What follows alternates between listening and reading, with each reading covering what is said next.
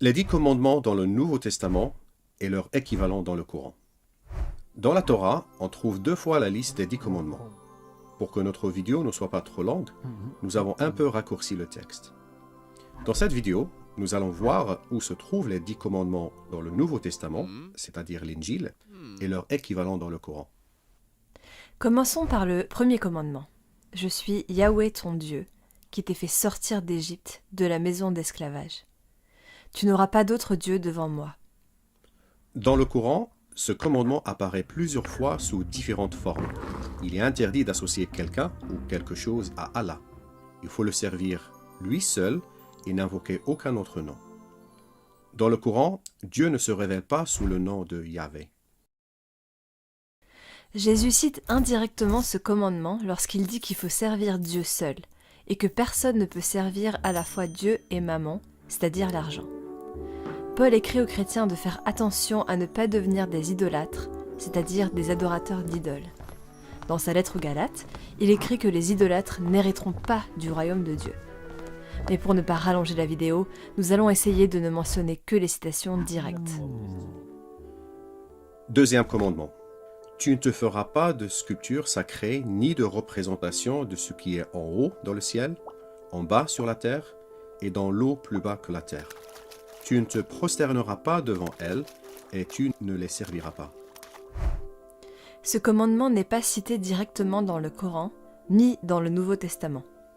Mais dans Romains 1, verset 23, Paul dénonce ceux qui adorent des images d'êtres humains, d'animaux et d'oiseaux.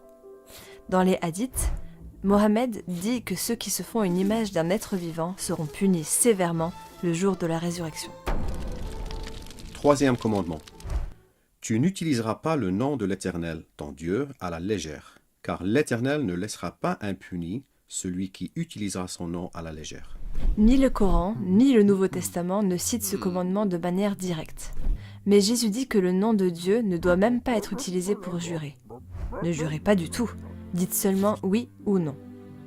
D'après le Coran, celui qui n'honore pas un serment qu'il a fait au nom d'Allah doit nourrir ou habiller 10 pauvres ou libérer un esclave. Si cela n'est pas possible, il ou elle devra jeûner 3 jours. Quatrième commandement. Souviens-toi de faire du jour du repos un jour saint. Pendant 6 jours, tu travailleras et tu feras tout ce que tu dois faire. Mais le 7e jour est le jour du repos de l'Éternel, ton Dieu. Le Coran accorde le sabbat aux Juifs. Dans un passage coranique à propos d'Abraham, il est écrit que le sabbat a seulement été imposé à ceux qui divergeaient à son sujet. Dans le Nouveau Testament, Jésus affirme qu'il est le Seigneur du sabbat et qu'il a donc l'autorité sur ce commandement. Le sabbat a été fait pour l'homme et non l'homme pour le sabbat. 5e commandement. Honore ton père et ta mère afin de vivre longtemps dans le pays que l'Éternel ton Dieu te donne. Le Coran exhorte plusieurs fois les enfants à être bons envers leurs parents. Dans les hadiths, la désobéissance aux parents fait partie des péchés les plus graves. Dans l'Injil, Jésus dit plusieurs fois qu'il faut honorer son père et sa mère. Paul fait de même dans sa lettre aux Éphésiens. 6e commandement. Tu ne commettras pas de meurtre. Dans le Coran, on trouve plusieurs fois l'interdiction de tuer des enfants, et de tuer en général. Mais il existe des exceptions où le meurtre est légitime. Jésus cite ce commandement 2 fois, en durcissant la règle. Il suffit qu'un homme se mette en colère contre son prochain pour mériter de passer en jugement devant Dieu et d'être condamné. 7e commandement, tu ne commettras pas d'adultère. Le Coran fait l'éloge de ceux qui ne commettent pas d'adultère. L'adultère est une abomination. En revanche, il est permis aux hommes d'épouser plusieurs femmes et d'avoir des relations sexuelles avec leurs esclaves. Jésus mentionne ce commandement 2 fois, dont une fois en l'intensifiant. Vous avez appris qu'il a été dit « Tu ne commettras pas d'adultère ». Mais moi je vous dis, tout homme qui regarde une femme pour la convoiter a déjà commis un adultère avec elle dans son cœur. Dans sa lettre aux Galates, Paul compte la débauche parmi les œuvres de la nature humaine qui empêchent les êtres humains d'hériter du royaume de Dieu. 8e commandement. Tu ne commettras pas de vol. Le Coran appelle à ne pas toucher aux biens des orphelins et à peser avec une balance exacte, donc à ne pas tromper son prochain. Jésus cite ce commandement et d'autres en parlant à un jeune homme riche. L'apôtre Paul mentionne lui aussi ce commandement dans plusieurs de ses lettres. Neuvième commandement. Tu ne porteras pas de faux témoignages contre ton prochain. Le Coran dit que les vrais serviteurs d'Allah ne portent pas de faux témoignages.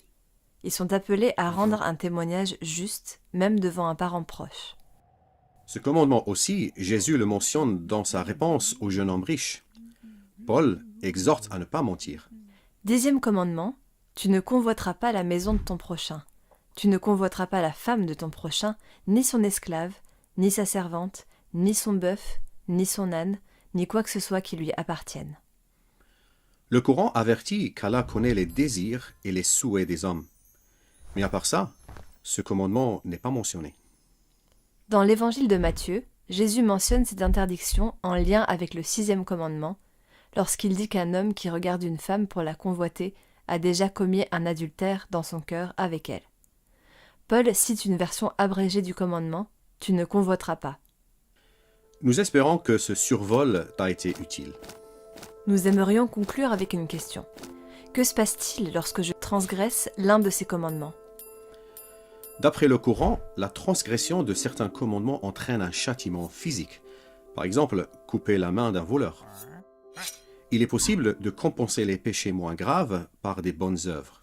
Les musulmans croient qu'Allah est miséricordieux et prêt à pardonner, mais ils ne sont pas certains d'obtenir le pardon de leurs péchés et l'accès au paradis. L'islam ne leur offre aucune garantie, car il est écrit dans le Coran « À Allah appartient tout ce qui est dans les cieux et sur la terre. Il pardonne à qui il veut et il châtie qui il veut. Et Allah est pardonneur et miséricordieux. » Dans l'Injil, même le plus petit péché d'une personne mérite qu'elle soit condamnée à l'enfer pour l'éternité, car la personne qui obéit à toute la loi mais qui pêche contre un seul commandement est en faute vis-à-vis de l'ensemble. En effet, celui qui a dit « Tu ne commettras pas d'adultère » a aussi dit « Tu ne commettras pas de meurtre ». Si tu ne commets pas d'adultère, mais que tu commettes un meurtre, tu es coupable d'infraction à la loi. C'est pourquoi Jésus le Messie est la seule solution pour obtenir la paix avec Dieu, car il a obéi à tous les commandements de la loi en notre faveur. Par sa mort sur la croix et sa résurrection, Jésus a pris sur lui la punition que méritent tous mes péchés. Si tu acceptes de revenir à Dieu et de suivre son Messie, tu as la vie éternelle, car le Messie dit « Je vous le dis, celui qui écoute ma parole et qui croit à celui qui m'a envoyé a la vie éternelle. Il ne vient pas en jugement, mais il est passé de la mort à la vie. »